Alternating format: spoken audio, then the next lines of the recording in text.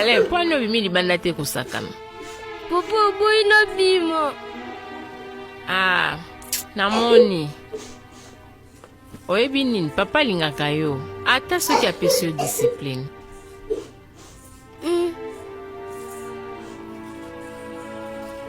Eh, ozoyeba lisusu ntango tolonaki nzete ya pomme.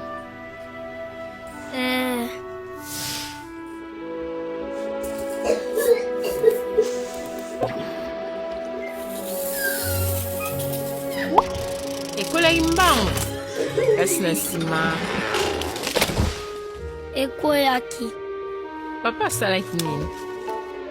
Asalisaki yango. Eza bongo.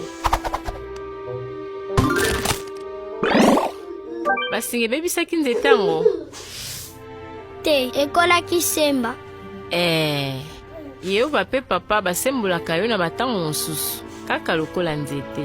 Ozoyeba lisusu oyo Bible elobi Yehova apesaka disipline. Yehova apesaka disipline na bao alingaka.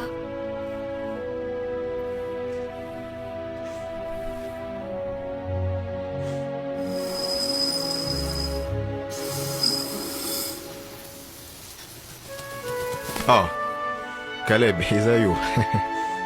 Nalingaka yo papa. Soki disipline eza bolingo, bolingaka ngai mingi penza. Caleb, nalingaka yo.